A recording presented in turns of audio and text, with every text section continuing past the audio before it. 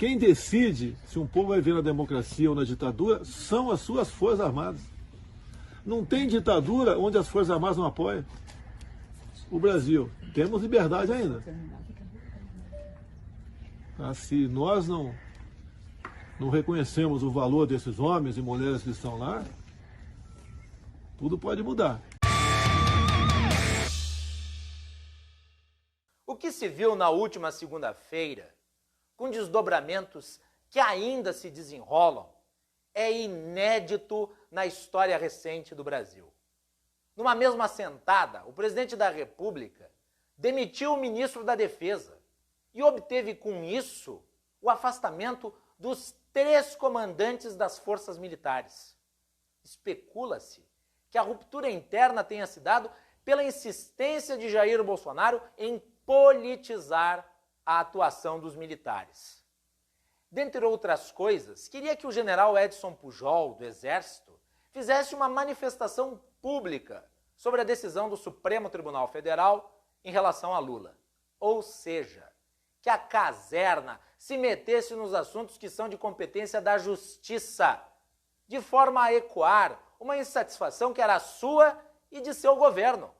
Na nota em que comunicava o seu afastamento, o general Fernando Azevedo e Silva, muito respeitado pela tropa, deixou clara a tentativa de intervenção. O texto ressaltava o trabalho do então titular da Defesa, destacando que, durante o seu período à frente da pasta, havia preservado as Forças Armadas como instituições de Estado. Disso, depreende-se que sua permanência no cargo tornara-se insustentável a partir do momento em que se tentou usá-las de forma ideológica.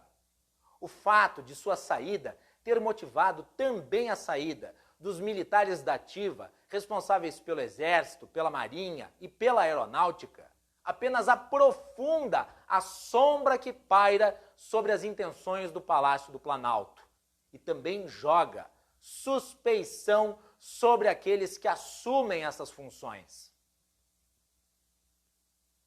Nas últimas semanas, Bolsonaro tem reiteradamente vocalizado um vocabulário de conotação golpista. Em minha penúltima coluna na Gazeta do Povo, apontei as ameaças do presidente, que chegou a conjecturar sobre medidas duras a serem tomadas pelo governo federal. Na prática, descrevia o que seria um estado de sítio.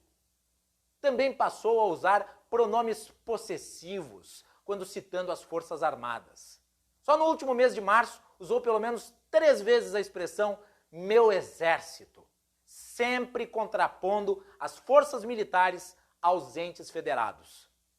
Há um desejo incontido nos grupos bolsonaristas de usar as Forças Armadas para destruir aquilo que eles chamam de establishment. Identificam no Congresso e principalmente no STF obstáculos ao seu projeto revolucionário. Ao longo de 2020, organizaram manifestações pedindo até mesmo o AI-5. O presidente, por sua vez, tratou de prestigiá-los. Foi esse segmento político que abraçou a tese do suposto poder moderador que estaria conferido aos militares pelo artigo 142 da Carta Magna. Uma distorção interpretativa e infeliz do texto constitucional que ganhou notoriedade por ter sido formulada por Ives Gandra Martins. Não existe nenhuma condição para a decretação de estado de sítio ou de estado de defesa, regimes jurídicos previstos em lei, mas que precisam de autorização do Congresso para se concretizarem. Apesar do caos sanitário e da mortandade recorde gerados pela pandemia e pelo negacionismo, o clima é de relativa normalidade nas ruas.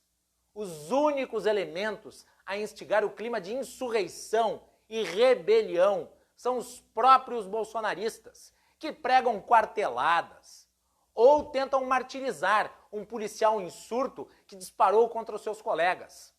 A história prova que líderes autoritários sempre tomam medidas de exceção sob as mais nobres justificativas, usando as Forças Armadas como instrumento para tanto.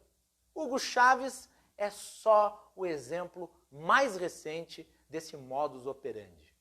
Não houve e nem haverá golpe no Brasil. Mas parece claro que o presidente tem uma disposição disruptiva. A quebra da hierarquia militar foi apenas o seu último ato numa série de atentados contra a democracia. Enquanto o vírus contamina a sociedade, Bolsonaro contamina o tecido institucional.